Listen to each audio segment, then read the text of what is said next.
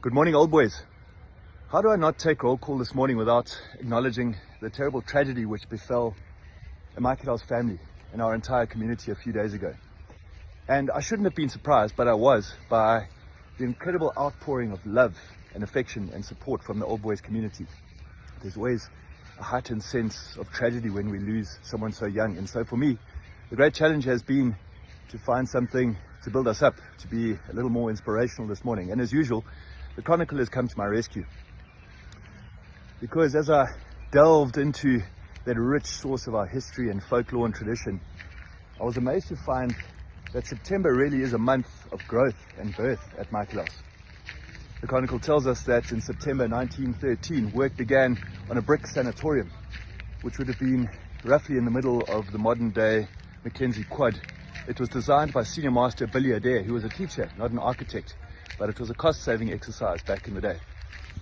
A year later, the foundation stone was laid in the southeast corner of the main quad, what is now the modern-day east buildings.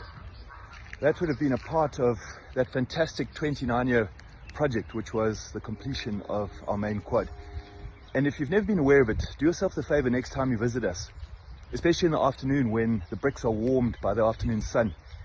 Stand next to the fountain in the main quad and just do a full 360, and you'll be amazed to notice that the bricks are not all exactly the same color.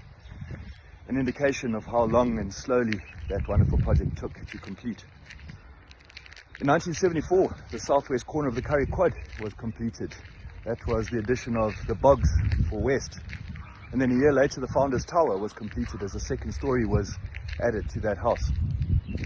And then, perhaps most interesting of all, in 1976, today, 1976, at 2:45 p.m., the Schlesinger Theatre was opened for the first time.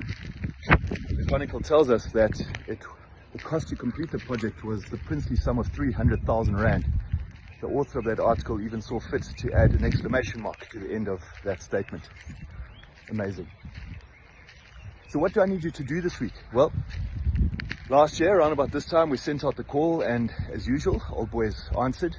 We're looking for our next batch, our next army of mentors for the A-Block class of 2024 as they prepare to set out into the big bad world beyond the gates of our school. So please do look out for comms from headquarters, from the Nerve Centre in Balgowan. And as you did last year, please feel free to put up your hand as a mentor. Remember that you're never too young and you never know too little to be an amazing mentor to someone young and in need of a little guidance out there in the world. So until I take roll call again in a fortnight's time, hopefully under happier, more jolly circumstances, out from Johannesburg, where I am spreading the gospel to our E-Block intake for 2026.